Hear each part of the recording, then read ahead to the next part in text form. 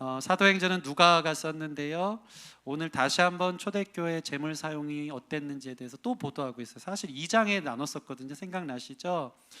근데 또 동일한 내용을 보고하듯이 또 기록하여 삽입하여 넣은 것을 보게 됩니다.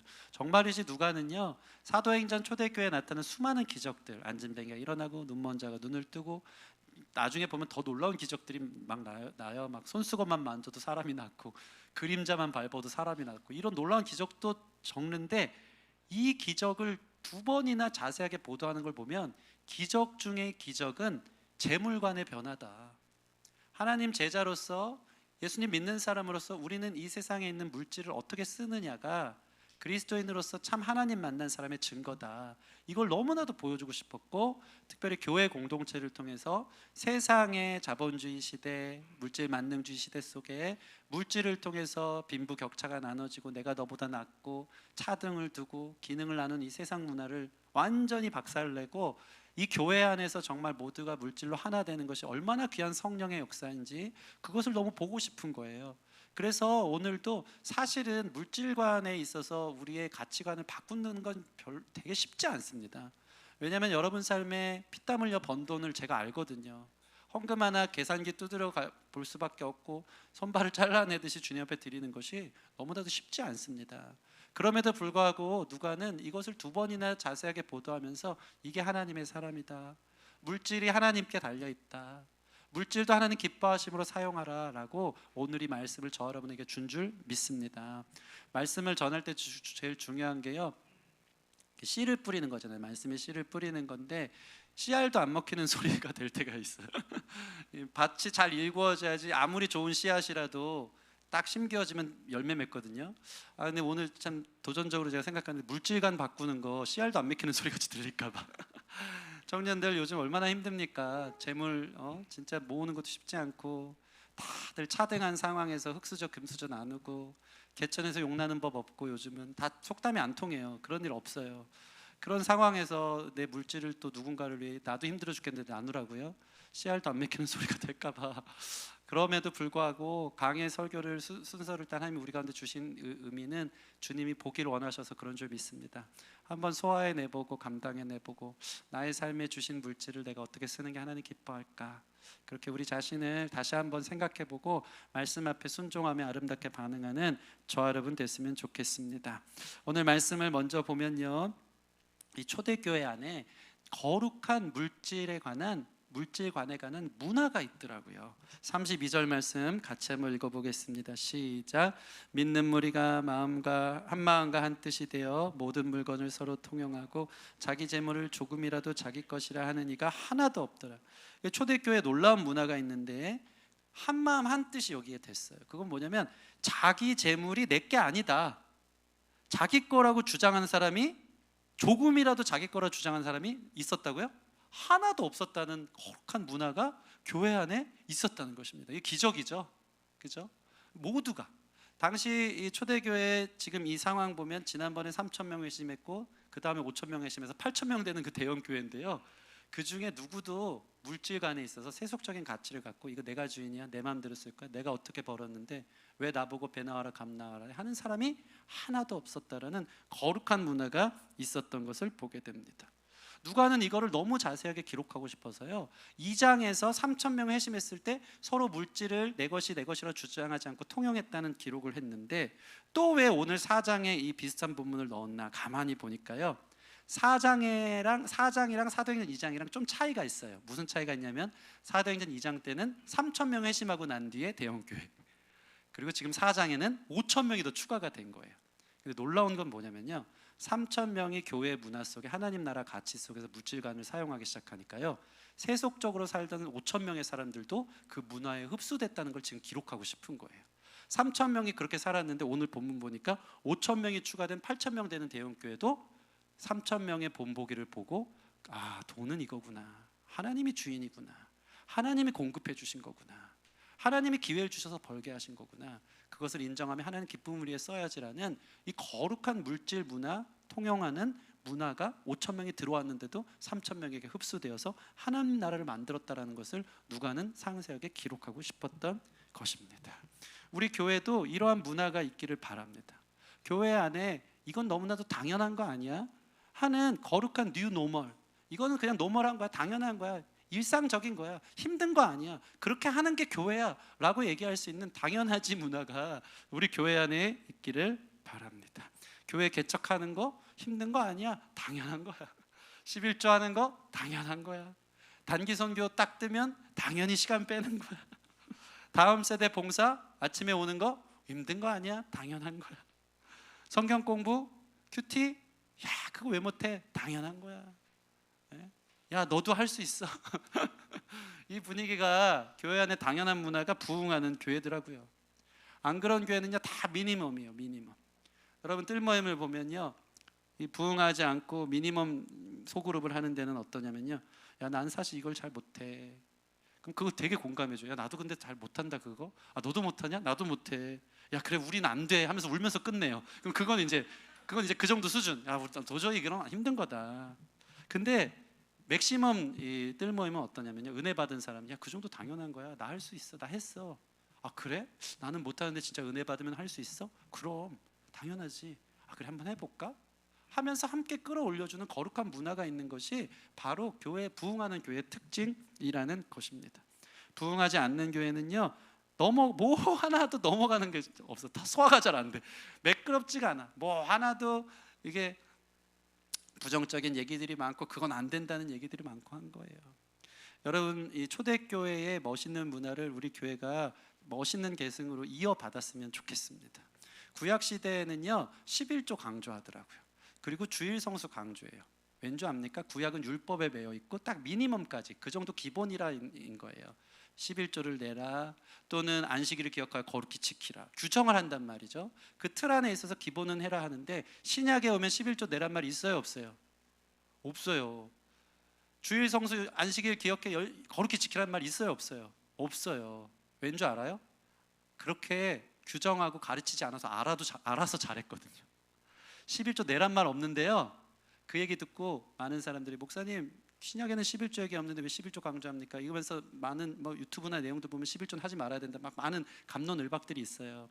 제가 잘 모르겠지만 확실하게 말씀드리고 싶은 거는요, 신약 성경에 11조 강조는 없었지만 그들은 이미 밭이고 집이고 다 팔아서 하나님 앞에 10분의 1이 아닌 10분의 10을 드린 사람들이에요. 그들은요 주일 성수해야 돼, 예배 빠지면 안 돼, 미니멈으로 이렇게 규정한 적이 없어요. 그들은 주일날 대그룹 모임으로 예배 드리잖아요. 월, 화, 수, 목, 금, 토 매일같이 가정 예배 드렸어요. 그런 사람들에게 주일 성수해야 돼, 안식일을 기억하여 거룩히 지키라는 율법을 들이댈 필요가 없어요. 그들은 자유했고요, 성숙했고요, 주님 주신 은혜 안에 이것은 마땅히 당연히 누려야 될 권리라고 생각하면서 마음껏 이웃을 향해 내 것을 내어주고 열심히 예배하며 서로 뜨겁게 교제하고 사랑하는 성령 충만한 공동체였다는 것입니다. 내 편의를, 내 쉼을, 나의 어떠한 정당성을 들이대기 위해서 율법이 이렇잖아요, 이 정도까지만 해도 목사님 대단한 걸로 아세요, 부담되는 거 알지만 이 말씀이 우리를 그렇게 끌어가고 있는 거예요. 우리 교회 안에 부흥되어서 이런 거룩한 맥시멈 크리스찬, 맥시멈 문화 꽉꽉 채워서 하나님 앞에 우리 삶을 다 드릴 수 있는 멋있는 교회로 설 수 있는 기쁨의 교회 되기를 소원합니다. 두 번째는요, 지금 보니까 신앙은 교육이 아니라 보고 배우는 거더라고요. 모델을 따라가는 게 신앙 교육 중에 교육이더라고요. 아무리 가르쳐도 모르는데 어떤 사람이 그렇게 하는 걸 보면 그것을 그대로 따라가, 붕어빵처럼 닮아가. 그게 바로 신앙의 멋있는 전수의 과정인 것을 볼 수 있습니다. 3,000명이 세상 사람들과는 전혀 다른 이 교회의 놀라운 하나님 나라의 가치 속에서 물질관을 쓰는 것을 5,000명이 와서 보니까 너무 탁월하고 너무 매력적이고, 가난한 사람이 하나도 없고 나만 배부르면 잘 먹고 잘 살고 기쁠 줄 알았고, 상대적 박탈감에 빠진 너를 비웃으면서 나는 물질이 많아, 이 능력이 있어 하면서 그러면 행복할 줄 알았는데, 초대교회에서는요 나의 행복이 아닌 삶의 의미, 내가 이 사람을 사랑하고 도움을 통해서 내 삶이 의미가 있구나, 저 생명도 소중하구나라는 이 멋있는 가치가 흘러가기 시작하니까 5,000명이 들어와서 야 니네 진짜 탁월하다, 보고 배운 거예요. 물질은 그렇게 써야지 진짜 아름답고 내 인생이 행복해지는 거구나, 닮아가기 시작한 겁니다. 신앙은요 교육이 아니라 보는 거예요. 저는 그런 의미에서 우리 교회 안에 보고 배울 만한 어른들이 넘치기를 소원합니다. 청년들이 또 보면서 여러분의 뒷모습을 누가 보고 너 나만큼만의 이게 신앙생활이야 하고 본이 될 수 있는 거룩한 청년들 되어지기를 바랍니다. 저도 가만 생각해 보니까 제 인생 보면 저는 어렸을 때부터 보고 배운 신앙이 바로 제 모습을, 지금의 제 모습을 만들었더라고요. 교회 오면 제일 먼저 뭐부터 하라? 기도부터 해라. 형식적으로 눈을 비비면서 잠깐 앉았다가 이게 고개를 숙였다 뜨는 한이 있어도 늘 그런 모습, 뒷모습, 어른들 뒷모습 보면서 교회 오면 뭐부터 해요? 기도부터 하는 거구나. 배운 거예요. 저는 적어도 20분 전에, 예배 시간 20분 전에 와서 기도로 준비하는 사람들을 많이 봐왔고, 아, 예배를 그렇게 준비해야 되는 거구나 보고 배우는 거예요. 저는 박성원 집사님 보면서 많이 배웁니다. 또 배웁니다. 온라인 예배하면서 여전히 요즘 그런 사람이 어디 있겠어. 공간과 시간의 분리가 너무 중요하다 보니까 코로나 때 교회 와서 예배 못할 때도 늘 정장 입고 예배하셨던 박성원 집사님 보고 배우는 거예요. 그 마음과 태도를 보고 배우는 거다. 저는 어릴 적부터 지루하고 졸립더라도 가정 예배 드리는 걸 보고 배워서 가정 예배가 얼만큼 중요한지 깨닫고 생각한다는 거죠. 정말 지루하고 졸렸거든요. 저희 아버지 그 저음, 톤, 설교 생각나는 거 하나도 없어요. 지금 태어나서 지금까지 남는 게 없어. 그치만 그 분위기는 배웠어. 그때 그 뭔가 하나 되는 그 분위기는 있어. 보고 배우는 거예요. 보고 배우는 거예요. 남는 거 딱 한 가지. 늘 저희 아버지 머리가 될지언정 꼬리가 되지 않게 하시옵고, 그 말씀을 늘 인용해서 자녀들을 축복해 주니까 맨날 머리만 됐어. 머리가 커. 그리고 그 기도가 응답받아서 웃은 사람들 기억하고 있어요. 빵 터졌어. 기도가 응답이 외적으로도 머리 큰 걸로 드러나고 삶의 리더로 맨날 어디 가든지 리더만 하고 너무 쉽지 않은 삶을 사는 거죠. 근데 아무튼 가정 예배 드리는 거 보고 배웠어요. 어릴 적부터 부모님이 주정헌금, 11조, 감사헌금, 선교헌금 나누어 드리는 부모님 모습 보고 아, 헌금은 저렇게 하는 거구나 보고 배워요. 어릴 적부터 주일 예배는 절대 빠지지 않아야 되는 거를 보고 배웠고요. 설교 시간에는 무슨 일이 있어도 조용히 집중하면서 들어야 되는 걸 보고 배웠어요. 어렸을 때 설교 진짜 지루하잖아요. 잘 못 알아듣고. 근데도 저희 어머니는요, 요즘은 뭐 잠옷실에 애들 풀어놓고 놀게 하지만 그때 뭐 그런 거 있습니까? 땀이 막 비 오도 쏟아지고 좁은데도 꼭 저를 제 옆에 앉혀놓고 설교를 졸든 뭐하든 힘들어 죽을 것 같은데 온몸을 베베 꼬는데도 옆에 앉혀놓고 설교는 이렇게 듣는 거야 하면서 교육을 시켰어요. 제가 너무나도 힘들어하면 어머니 비장의 카드를 꺼냅니다. 그게 뭐냐면 A4 용지에다가 설교가 40분이고 50분이면 40분, 50분 내내 국화 꽃잎을 하나씩 그려주고 있어요. 제가 보는 데서. 그러면 꽃잎이 이렇게도 생기고 저렇게도 생기는 걸 계속 보면서 어머니는 아멘, 아멘 하고 저는 그 꽃잎 보면서 40분, 50분 꽃이 40분 동안 피고 있어. 이만해져 나중에 국화 꽃잎을 막 달니까. 그러면서 난도 치시고 아주 막 예술가세요. 막 붓꽃도 그리고 막 대나무도 그리고 그러면서 그 그림 보면서 예배 자리에 보고 배운 거죠. 아, 예배는 하나님 앞에 말씀 앞에 조용히 집중하면서 내 자리 지키고 앉아서 예배 드리는 거구나. 보고 배우는 것입니다.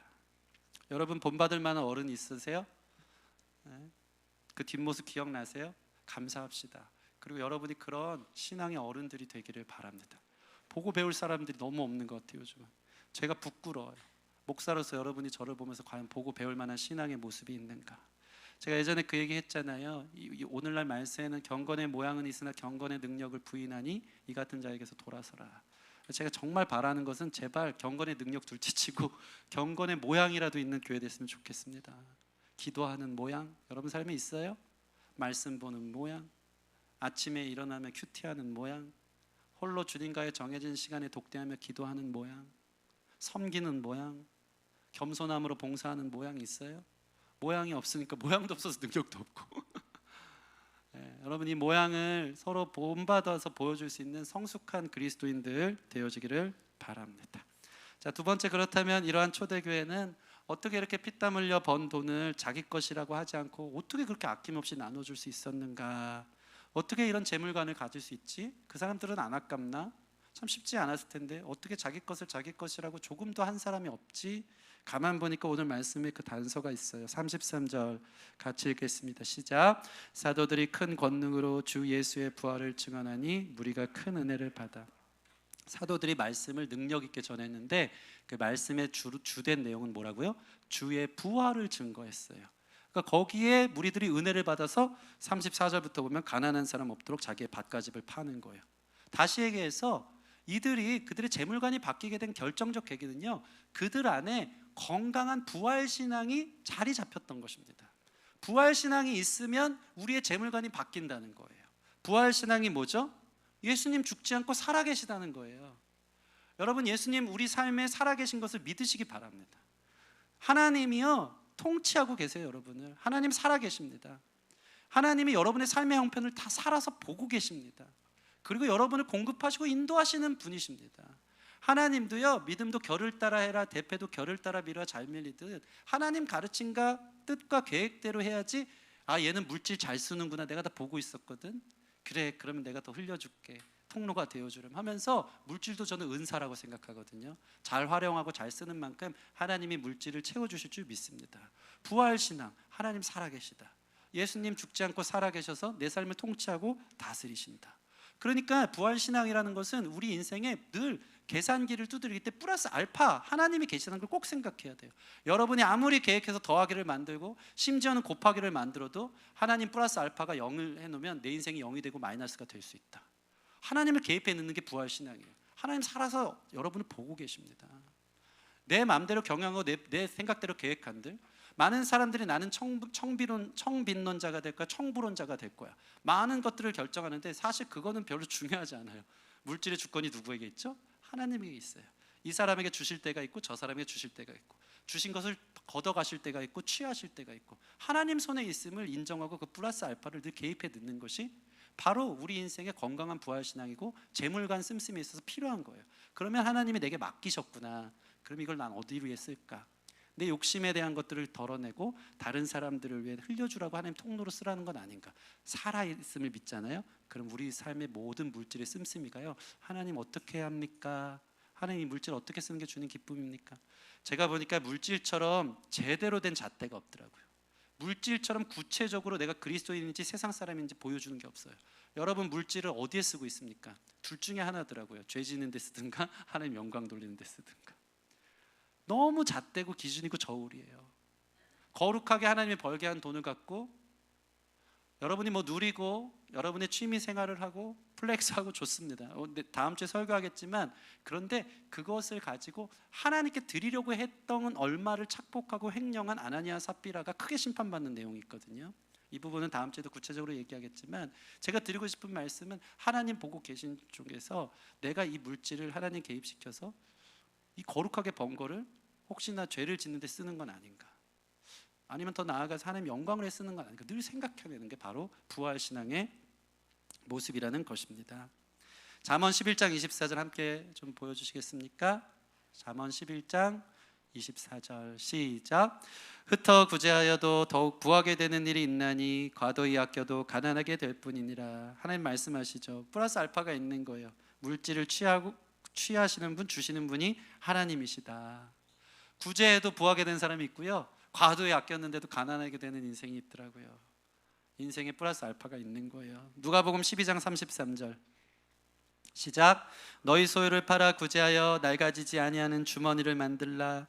곧 하늘에 둔 바 다함 없는 보물이니 거기는 도적도 가까이 하는 일도 없고 좀도 먹는 일이 없느니라. 여러분, 이 물질이 가끔은 거품처럼 느껴질 때가 있어요. 한순간 날아갈 때가 있고, 그렇게 많았던 재산이 건강 악화로 사업이 실패하고 여러 가지 직장에서 좌천되면서 한순간 빈털털이 되고 거품처럼 안개처럼 날아가는 게 물질이더라고요. 근데 하나님이 지금 살아계셔서 말씀하는 거예요. 너희 물질을 하늘나라 주머니에 넣어두어라. 이게 부활신앙이에요. 여러분, 죽어서 우리도 예수님과 함께 부활해서 천국에 거할 줄 믿습니다. 살아계신 주님 앞에 내가 섰을 때 하늘나라에 투자하는 인생들이 되어야 되는 거예요. 이 땅에는 갑자기 도둑이 임할 수도 있고요, 경제 침체가 임하고 내가 생각지도 않았던 주식이 하락하고 여러 가지 문제들이 있어서 쉽지 않을 수가 있는 거예요. 도둑이 들어오고 좀 먹을 수 있어요. 그러나 하나님 나라에 투자한 인생은요, 하나님 반드시 갚으신다. 하나님 살아계시다. 그래서 우리는 어떻게 살아야 됩니까? 마태복음 6장 33절 시작. 그런즉 너희는 먼저 그의 나라와 그의 의를 구하라. 그리하면 이 모든 것을 너희에게 더하시리라. 아멘. 여러분의 있는 물질로 그의 나라와 그의 의를 먼저 구하고 사용하면 하나님이 모든 것을 살아계셔서 더해 주실 줄 믿습니다. 여러분, 물질 쫓아다니는 인생 말고 어떻게 하면 하나님 나라와 의를 구할까? 비전 쫓아다니는 인생 가운데 물질이 따라오는 것을 경험하는 저와 여러분 됐으면 좋겠습니다. 저는 주중에 요즘 헌금 개수를 합니다. 내년에는 회개가 세워질지어다. 너무 힘들고 아무튼 쉽진 않은데, 근데 참 감사한 건 목회자가 이렇게 자꾸 돈 만지니까 좀 이게 좀 이상해요. 이상한데 그래서 그런지 몰라도 손이 떨려요. 여러분이 내 헌금 봉투 보잖아요. 액수의 많고 적음을 떠나서 얼마나 고생하셨을까, 한 달 동안 얼마나 피땀 흘려 노력하셨을까. 이 거룩한 하나님께 드리는 예물을 제가 보면서요, 손이 떨리고 눈물이 나요. 여러분의 삶을 아니까요. 근데 하나님 앞에 드린 이 모습들을 보면서 첫 번째, 거룩하게 써야겠다. 너무나도 쉽지 않은 물질이거든요. 자기의 것이지만 자기 것이 아닌 것처럼 하나님 앞에 드리는 이 마음, 예배거든요. 예배 드리시지 거룩하게 써야겠다. 우리 교회 거룩하게 쓸 수 있는 교회 됐으면 좋겠어요. 아멘. 지금은 자립해야 돼서 저는 정말 우리 교회가 구제헌금 좀 했으면 좋겠고, 선교헌금도 했으면 좋겠고, 이번 돌아오는 추수감사절부터 성탄절까지 한 달 정도 여러분에게 제가 저금통을 나눠드릴 거예요.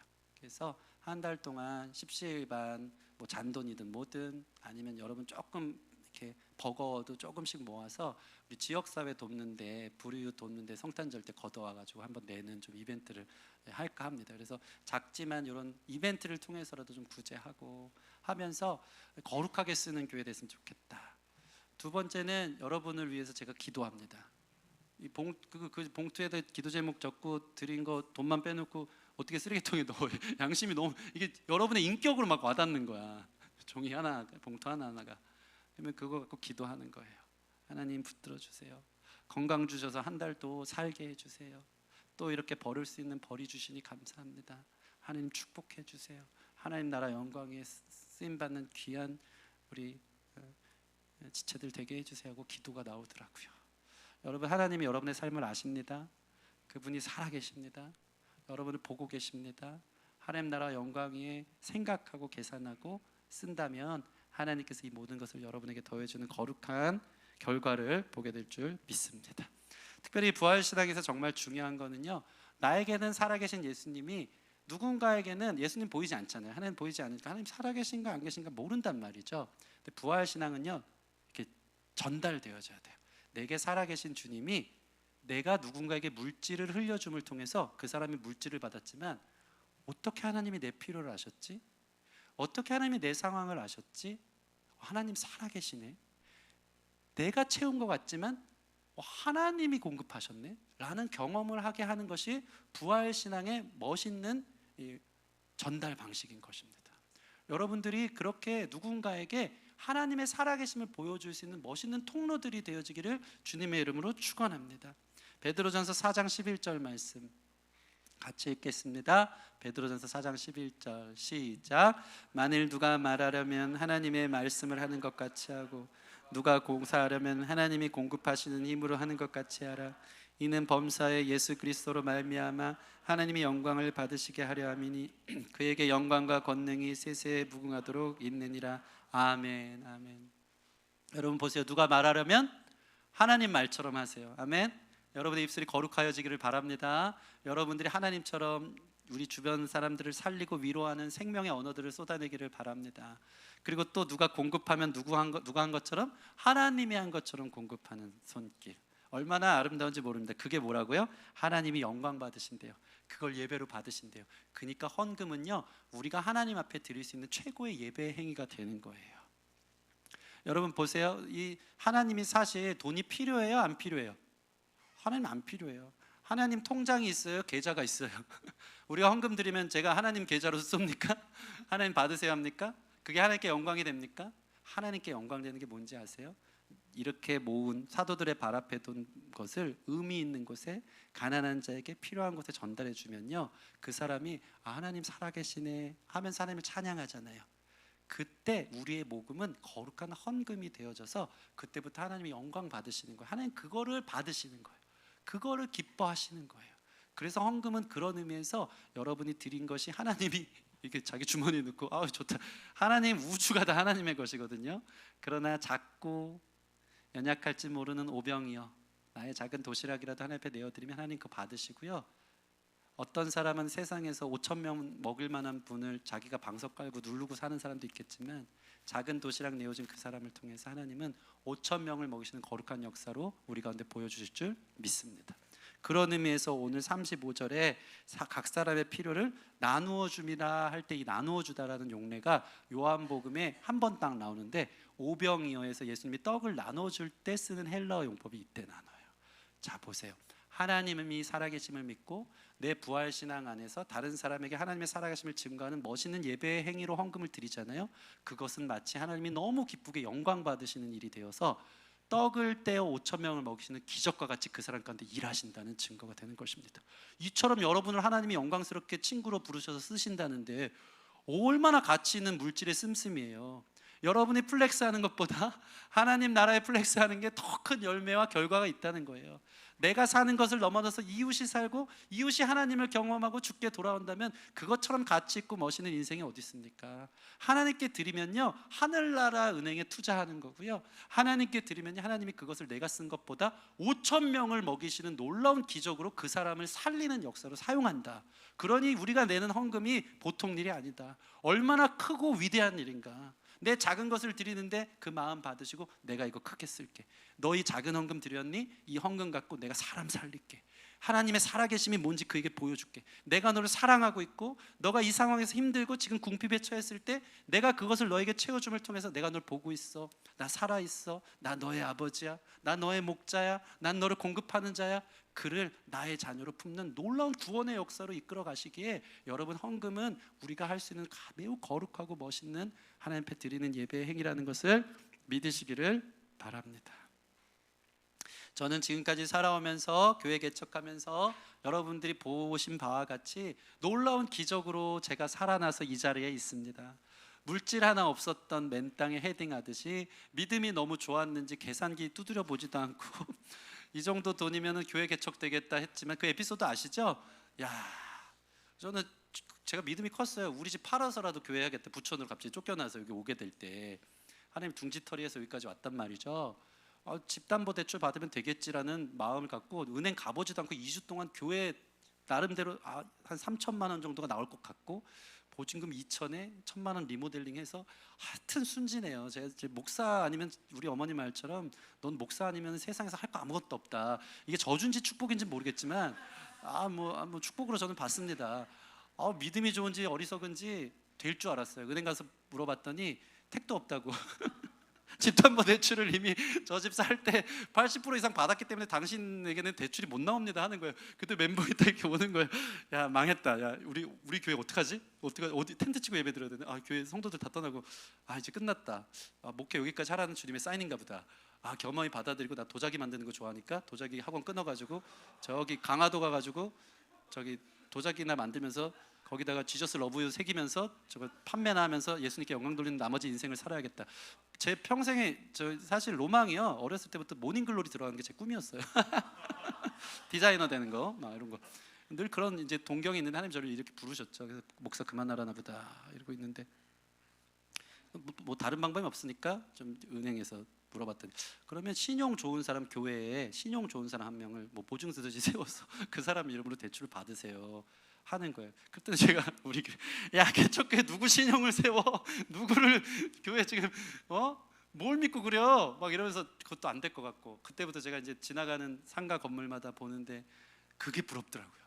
야, 옛날에는 지나가는 상가 건물 교회 얼마나 목사가 무능하고 볼품 없으면 상가에서 평생 저렇게 썩고 있나, 대형교회 만들지도 못하고 막 이러면서 무시하면 봤단 말이죠. 하나님 저를 엄청 겸손하게 하더라고요.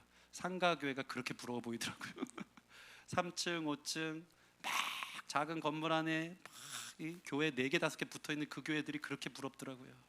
그러면서 한 30개 되는 교회 다 찾아보면서 결국 상국 빌딩 여기가 좋은 것 같다 고민하면서 있는데, 그 주에 저희 어머니가 오셔가지고, 우서가 내가 기도하다가 생각했는데 20년 전에 너한테 내가 무슨 교보생명으로 보험을 든 게 있는데 그게 지금 살아있는지 안 살아있는지 모르겠다 그러는 거예요.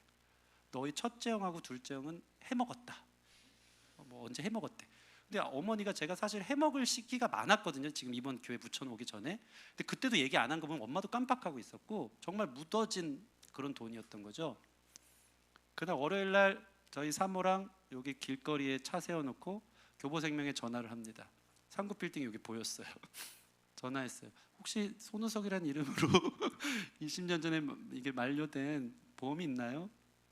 물어봤더니 잠시만요. 탁탁탁 치더니 예, 있습니다. 예? 얼마 있어요? 그러더니 1,000만 원 만기가 됐는데 그때만 해도 이게 퍼센트가 좋고 이자율이 세서, 그리고 지금 20년이 지났기 때문에 1,000만 원이 더 붙어서 2,000만 원이 있습니다 하는 거예요. 제가 그때 하나님이 뭐 어머니 뭐 떡볶이 장사하면서 새 아들 대학 보내겠다고 그렇게 십시일반 모으신 돈이 생각 안 났지만, 어머니 참 겸손한 게 지금까지도 자기가 했다 소리 아무것도 절대 안 하더라고요. 진심으로 느껴져요. 하나님 하셨다고, 나 몰랐다고, 하나님 지휘주 생각나게 하셨다고. 그러면서 전화했더니 그 돈이 살아있고, 그때 그 하나님이 저에게 2,000만 원 주면서 마침 상급 빌딩은 보증금 1,000에 인테리어도 정확하게 1,500인가 들었지만 성도들 헌금한 것들 다 해서 됐어요. 나중에 보고할게요. 괜히 이 얘기해서 보고하는 거 너무 힘들어.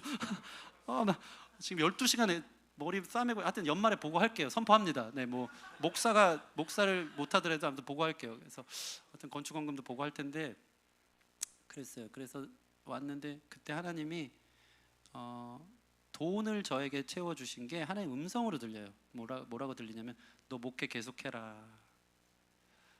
교회 계속해라. 제가 살아나더라고요.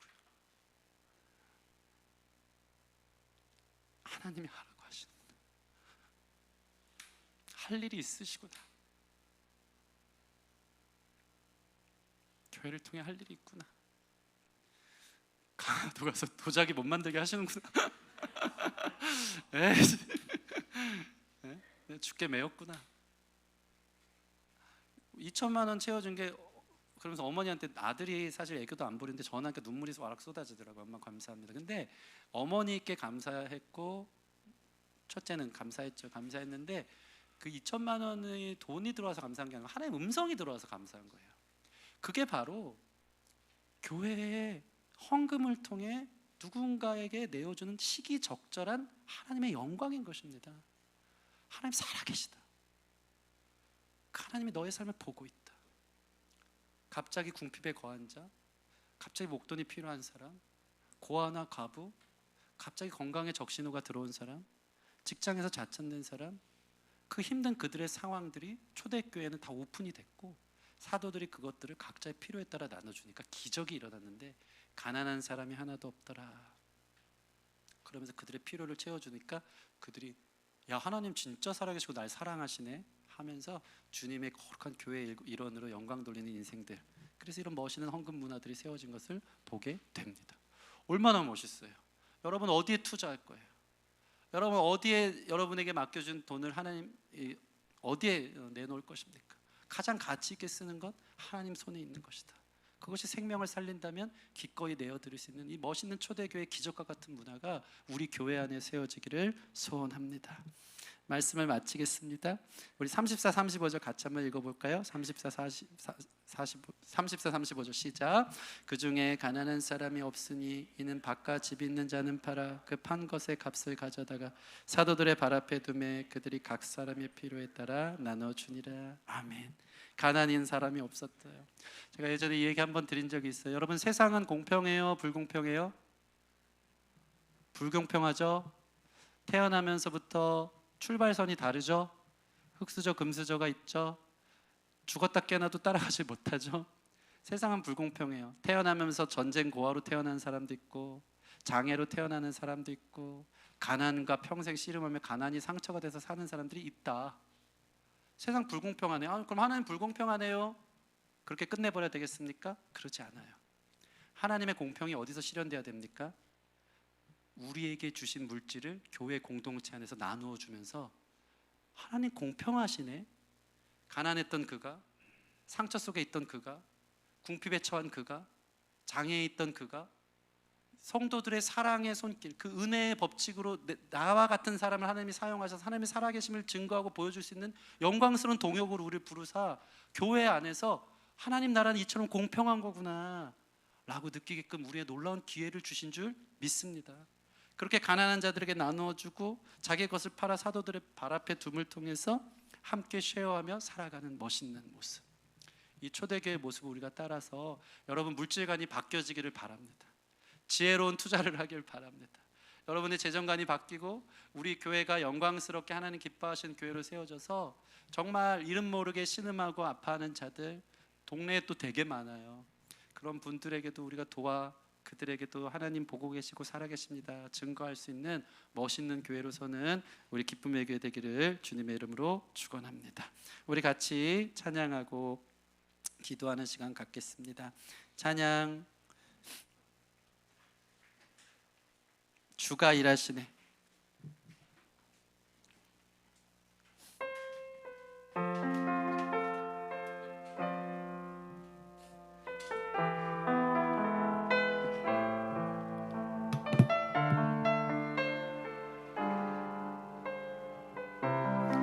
날이 저물어 갈 때, 날이 저물어 갈 때, 빈들에서 걸을 때, 그때가 하나님의 때,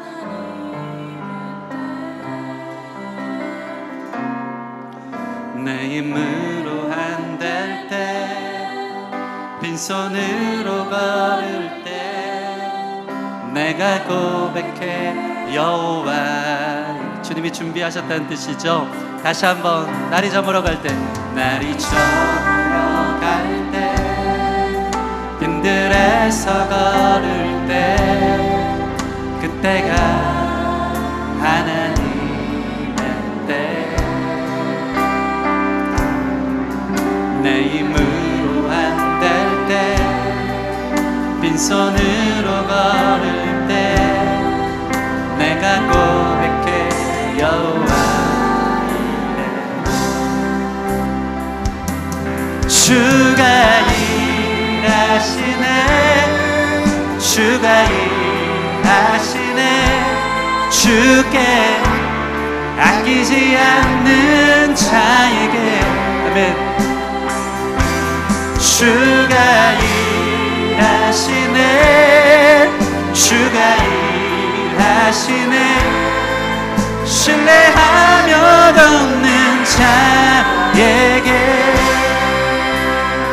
우리 모인 이곳에, 우리 모인 이곳에 주님 함께 하시네,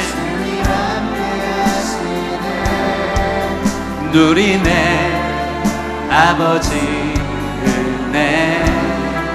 적은 떡과 물고기, 적은 떡과 물고기, 내 모든 것, 내 모든 걸 드릴 때 모두 고백해 여호와 이래. 아멘. 주가 일하시네, 주가 일하시네, 주가 일하시네, 주께 아끼지 않는 자에게. 주가 일하시네, 주가 일하시네, 신뢰하며 돕는 자에게. 주가 일하시네, 주가 일하시네, 주가 일하시네, 주께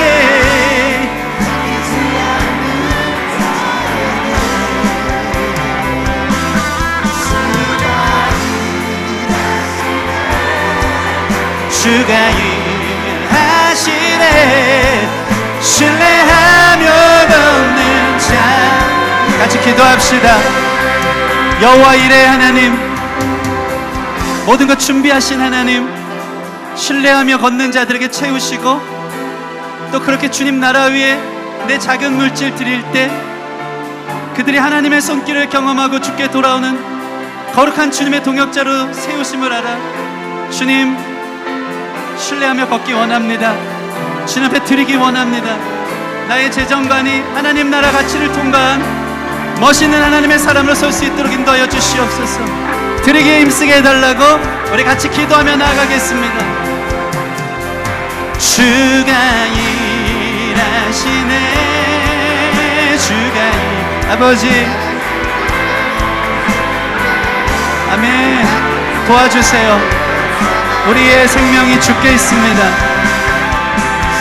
주님이 공급하십니다. 주님이 이끌어 주십니다. 주님 허락된 모든 것을 통해 부활신앙을 가지고 주님의 살아계심을 증거할 수 있는 통로로 우리 교회 안에 거룩한 하나님 나라 문화가, 가난한 자들이 함께 공평함을 얘기할 수 있는 문화가 세워질 수 있도록 인도하시기 원합니다. 그렇게 나누는 교회, 그렇게 섬기는 교회.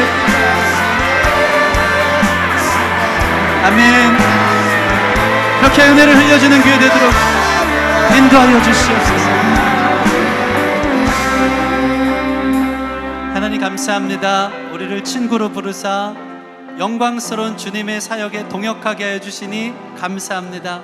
하나님의 대사로 나를 위해 쓰지 않고 내게 주신 마음을 따라 기꺼이 주님 앞에 작은 떡과 물고기 같은 것 드릴 때 하나님 너무 기뻐하시며 5,000명을 먹이시는 놀라운 기적으로, 사람을 살리는 기적으로, 주님을 몰랐던 그가 주님의 채우심을 경험하며 하나님을 인정하는 기적으로 우리를 불러주시니 너무나도 감사합니다. 그렇게 우리 삶을 드릴 수 있는 모든 성도들 될 수 있도록 인도하여 주시옵소서. 여호와 이레 되신 주님, 먼저 그 나라와 의를 구할 때 주께서 이 모든 것 더하신다고 약속하였습니다. 너희가 무엇을 먹을까 마실까 염려하지 말라. 이는 다 이방인이 구하는 것이라 말씀하셨습니다. 하나님의 자녀들 열심히 살아야 되겠지만 날마다 플러스 알파 하나님의 주권 가운데 내 삶이 있음을 믿고 주께 구하여 주님께서 채워주시고 공급하심을 통해 또 주님의 살아계심을 인정하며 어떻게 쓸지 고민하며 우리의 주머니가 회개하는 역사, 우리의 재물관에는 기뻐하는 역사로 쓰임받을 수 있도록 인도하여 주십시오. 우리 교회가 그러한 거룩한 헌금 문화, 하나님 나라 확장, 함께 공평함을 만들 수 있는 가난한 자를 돕고 어려운 이웃을 돕고 그들의 형편을 알아 흘려주고 통로로 나누어 줄 수 있는 멋있는 교회 되도록 주님 축복하여 주시옵소서. 그 기적이 성령 안에서 일어나길 소원하고 감사하며 예수님 이름으로 기도합니다.